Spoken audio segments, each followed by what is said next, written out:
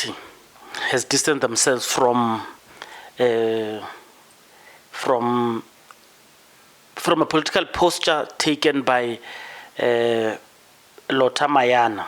So there's a strike happening on 12 August in Johannesburg City Centre, and there was another strike that happened in July. I don't know if it happened on 17 July. So what happens here is, whether this is a civil society movement or not, I am not sure. I have made various attempts to hear this, even before the MK could release a statement to say, what is it that you want to achieve with this strike? Come and speak so we could understand where you come from, who are you, and what are you hoping to get with this, and who, especially the people who are going to support you when you do this.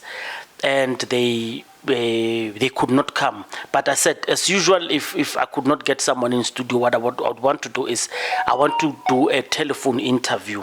But I could not get that telephone interview because of the reluctance. But what I did is, because I solicited comment from Lotta Mayana, he sent a voice note. So I want you to listen to the voice note and tell me what is it that you feel. So this is in response to MK, and he speaks about the Progressive Caucus Charter. What does this charter envisage to do? And he says what they are doing is in line with that. And he's actually very disappointed with MK. Because MK has distanced themselves from what they do. And so I just want you to listen to it. It says, this letter serves to refute. This is the MK statement that I'm reading. This letter serves to refute and distance Umkhonto we Sizwe Party from Joburg citizens' protest poster, which is widely distributed in different social media platforms organized by Mr. Lotta Mayana with contact number blah blah blah. As Umkhonto we Sizwe Party, we recognize the hard-earned rights to protest as citizens of the country. This right was not easily achieved, and it was bought by blood, sweat, imprisonment, exile, and tears of fellow South Africans. So I don't really like reading statements to people, but this is just them saying whatever they are doing, they've not been endorsed by us. But I'm just going to give you his response to what they said. Mashani Politically Incorrect, please listen to it and tell me what is it that you feel had went wrong, if anything has went wrong, of course. Thank you. No, my leader, I hear your submission on point and very proper. I just want to perhaps deal with the issue of citizens. Citizens affiliate but do not give a birth to a member. And citizens, while they affiliate, people come in voluntarily and they can leave.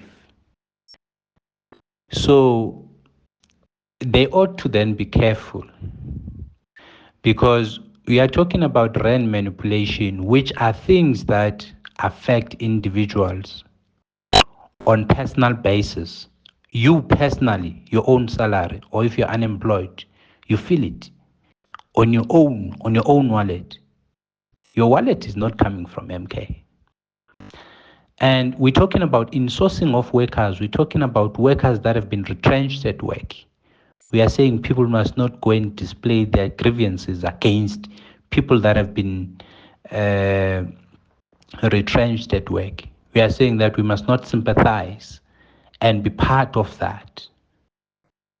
Which then means that MK in itself might actually then be defining itself outside of the leader and the vanguard of the poor and the society. It might then well be a vanguard of the elite. And if we are then to deal with the elitism, if somebody loses their house tomorrow because they are retrenched, how will MK assist? If somebody's child is removed from school because they cannot pay fees, how will MK assist? If a child drops out of school because the child could no longer make it to school and the parents do not have money, how will MK assist? In this country, we are crying about crime, whereas that is the only option people actually have, is to do these criminal activities so that they can get some money. When you're unemployed, you have no one supporting you. To go and build a stadium and host a match, it's not going to bring a bread on the table. So you can do such activities and say it's recreational activities that are going to assist. People do these things, but because they've got nothing to do.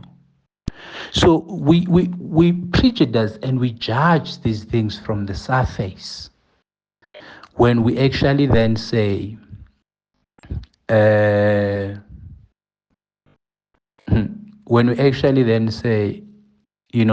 are busy in the taverns, they are always drinking and so on. But we are not walking on their shoes.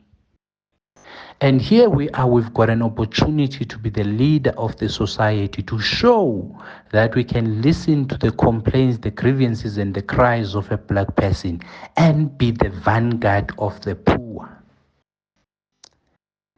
And at each opportunity, we stand up and say, we will protect the capital. We will protect the Stellenbosch. We will protect the capitalist. Because when you are dismantling a program that seeks to vocalize the grievances of the poor against the capital, you go and sabotage and dismantle that. It means that you yourself, you are the capital. You are the true Stellenbosch mafia, especially Zonegas. So I wouldn't then really be worried and be surprised. But there's one thing for sure. Each one has got their own family to feed and support. So each one for its own.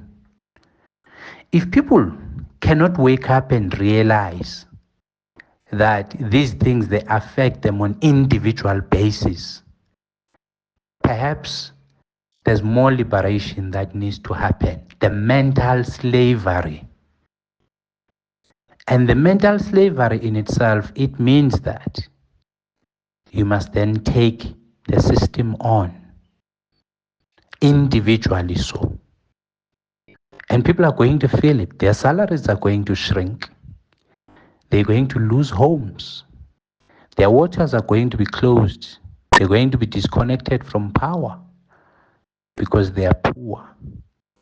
They may not afford to go to certain clinics or certain hospitals because they do not have the money. They may not afford certain medications. And all of that is on individual basis. And when that happens, we'll put on the regalia and go there and say, hey, lo comrade, lo was a hard work. That's all we're gonna do. We are not going to take your kids to school or support your kids, nothing. We're just going to put on a regalia and go there. So these things require more than gatekeeping, but they require consciousness. If we cannot fight for people, how are we going to be ward councillors? How are we going to be mayors? Which program have we had that stood for the people? People gave us their votes. 2.3 million people in this country voted and say, we want you in government because we believe that you can fight for us and we will have a voice through you. And there we go and support capital and defend capital. It's not yet Uhuru, and the dawn is yet to come. When people cannot eat at night, they will remember this day and they will remember this protest. Because when you leave this thing in 2024, after 2 years, when we are in a hard recession, what you see now is soft recession. But There's 30,000 people that have already been retrenched this year alone. There's 75,000 people that are yet to be retrenched again. And some of those are our brothers and sisters. Some of those are breadwinners. So perhaps we will then define ourselves outside of the society so that we do not fight societal problems. Then it begs the question to say, when we say we want to return the land, do we even have a capacity to return the land? Do we even know how are we going to return the land? When we return the land, who are we going to give it to? Because people would have been dead from depression, from diseases and sicknesses, because when people are not employed, they are vulnerable and exposed to all sorts of things. And they quickly react to that. So then the question is, an individual, can it really say, stay in poverty while they go up the ladder? That's the decision and the call that an individual has got to make for you. While they prosper,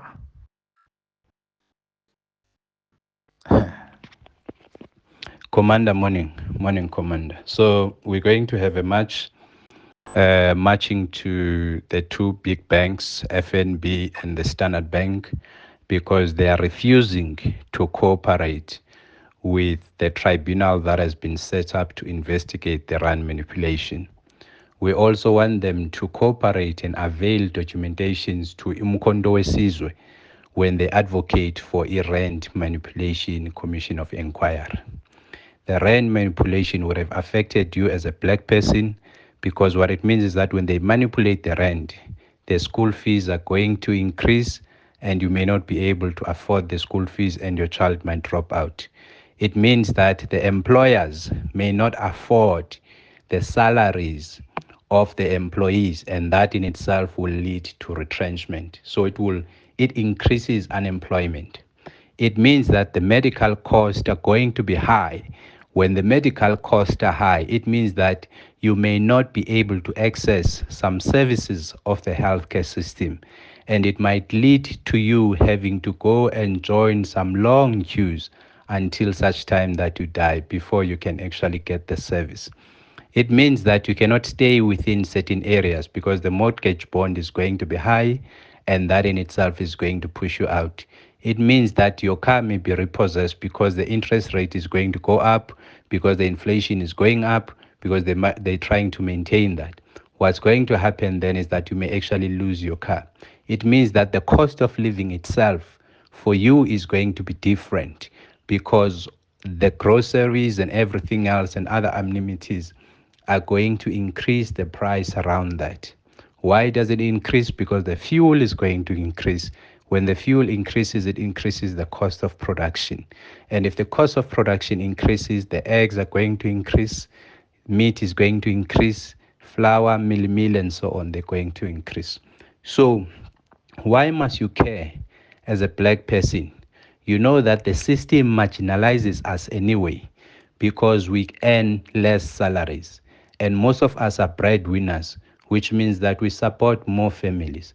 So what it then means is that if you were sending 1,000 rand at home, now you will not be able to send the 1,000 rand at home. You may only be able to send 600 rand at home. And this is a manufactured racism. So that is why we then marching against that. You would have heard Zila, for instance. Zila said she used the rand to prevent the MK coalition with the ANC, because every time there was a disagreement between them and the ANC, the rand will drop. And when the rand drop or increase, but it will be worse. And what that means is that immediately the market is going to panic and everybody else panics and say the DA must go with the ANC. And that is a manufactured democracy, which we do not realize. So that would have affected how much you pay for your water, how much you pay for electricity. For instance, the 200 rand that has been included, or 230 that has been included by the city power, it is because of the rand manipulation, because the rand was manipulated. Therefore, city power wants to also push up its own cost, which affects all of us. So the water is there, health is there, education is there. And what we're also then saying is that the JSE, because of the crimes committed by these institutions, they must delist the FNB and they must delist Standard Bank as well. We are also continuously fighting the IEC for its own crimes. And we are also saying that all the security guards, all the general workers, all the cleaners, and EPWP workers, they must be made permanent by government. And those skills must not be sourced through a third party or a service provider. They must be insourced by the department itself. So that is why we are marching on the 12th of August. We are marching. We're going to meet in Mill Park at 7 a.m. to 8:30. At 8, we are leaving. The buses have been made freely available to the concerned citizens, to MK cadres, and other interested parties. Why do we make the transport available? Because we want to make sure that people consciously decide not to take part on the March of the 12th because they define themselves within the class struggle. They define themselves as excluded. They define themselves as sorted. They define themselves as rich. If you feel that you are not impacted by these, by all means, you do not have to join us. We want people who are genuinely and are committed and will want to join this march for these greater causes. Revolution does not promote selfishness. You may be selfish today and think that because you are sorted, but you must think about your future generations and your kids and other people, even the children of your helper at home who cannot access university, who cannot even travel to work, people who do not even have money to print their CVs and take their CVs. So that is why we call on all citizens of the country, not only limited to Gauteng, to come and join us as we march on the 12th of August. When we march on the 12th of August, it will be the citizens, particularly the black people, particularly the Africans, who will be raising publicly their dissatisfaction about what is happening in this country. And I can tell you something that you're probably not prepared about. The rich and the wealthy of all the other worlds, they are coming in here, they are occupying all the metros. So how do they make sure that they create an opportunity for them to come and settle here? They will utilize these apartheid, discriminative legal systems of increasing the rates and the water so that at the end we move to the rural areas and the villages. The issue with that is that we had left the rural areas and the villages because we thought we will not need them. And now we are homeless. So they are going to they are going to repossess your house, repossess your car, and you will be left with nothing. And when you are left with nothing, it's game over for you as a black person. If you do not appreciate why you must attend and be part of the march on the 12th of August, you can stay home. That's what it is, all right? So we are saying to the commanders and the comrades who know the true revolution, who know that their mission and their generational mission on this earth as a black person is for them to deliver and to make sure that they fight all injustices in whichever corner. It doesn't matter where they come or how they are being camouflaged, but we must make sure that we come out in greater numbers and we occupy the streets of Johannesburg. So we invite all citizens This is Commander Comrade Vladimir. I salute you.